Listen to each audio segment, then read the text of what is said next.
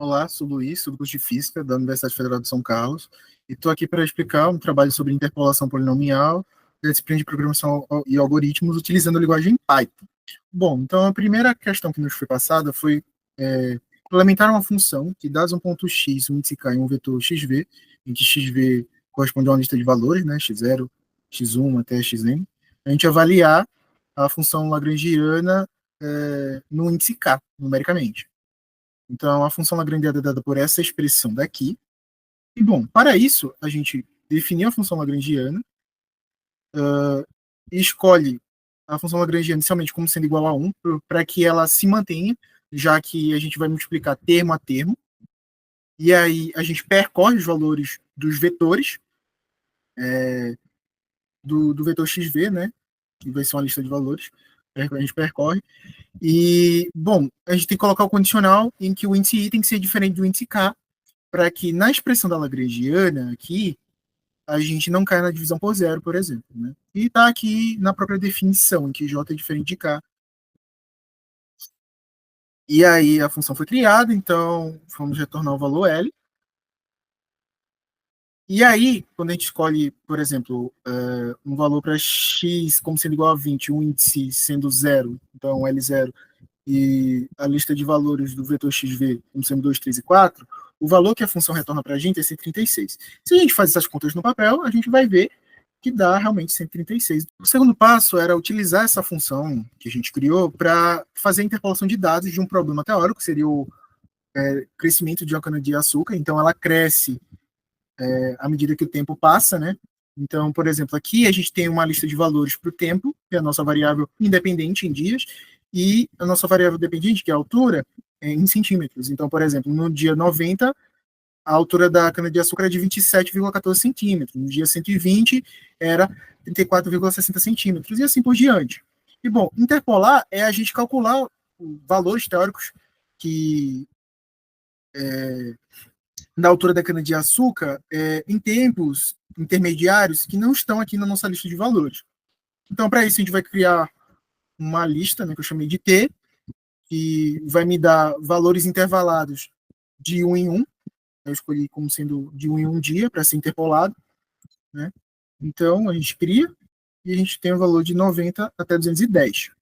Bom, o segundo passo é a gente criar uma lista para os valores das alturas correspondentes a esses dias que vão ser interpolados. Né?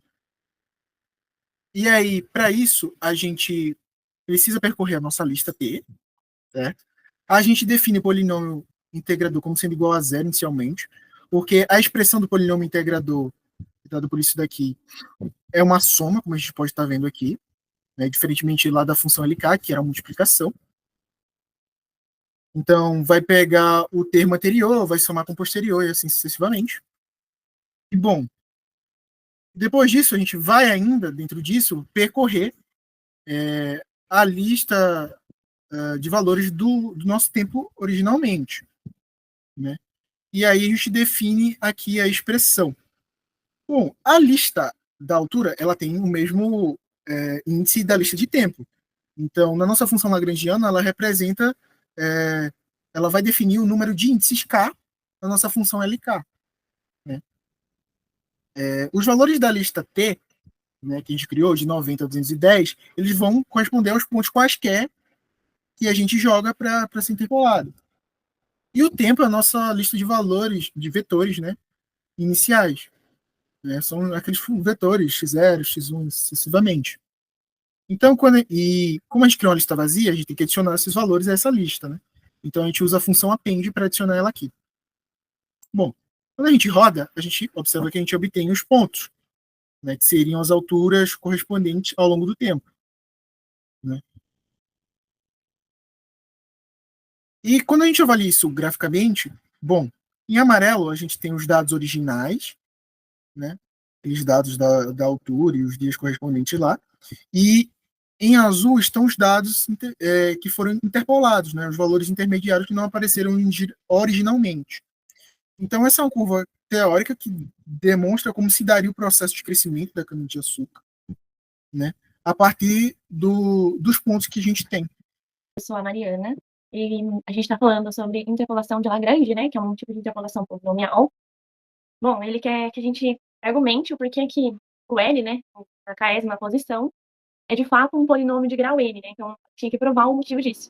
Então, tá vendo? Que aqui a gente tem a subtração dos termos, exceto do que possui o índice K. Então, o índice K só aparece no nosso denominador. Ele não aparece aqui no nosso numerador. Logo, como o numerador de cada termo é uma função linear em x e o denominador é uma função constante, cada fator é linear. Portanto, multiplicando n desses fatores lineares tem como resultado um polinômio, cuja maior potência de x é n. Isso é um polinômio de grau n. Ou seja, o nosso polinômio ele vai acabar dependendo do grau n, né? Então, o enésima posição. Mostre que, com a forma acima, para LKX, o polinômio Pnx é de fato interpolador. E quando a gente encontra o polinômio interpolador, o Pnx, ele, quando a gente encontra esse polinômio, ele é interpolador, porque a gente calculou, a gente encontrou ele a partir da interpolação de Lagrange, que é o LKX. É justamente isso. Quando a gente está trabalhando com as equações de Lagrange, e a gente quer analisar naquele único ponto, né, a partir, então a gente encontrou a equação, né? Então eu quero analisar no valor x daquela equação, né? Que a gente avalia a partir de dados x e y. Então, eu quero avaliar naquele determinado ponto. Os demais pontos, eles são avaliados como zero, como se eles não existissem. Então, a gente mostra a partir disso, então, que a função Pnx é de fato a interpolação de Lagrange. E quando a gente avalia um a um pela Pnx, aí a gente observa o panorama geral, a gente consegue formular, né? Tipo, um gráfico, por exemplo.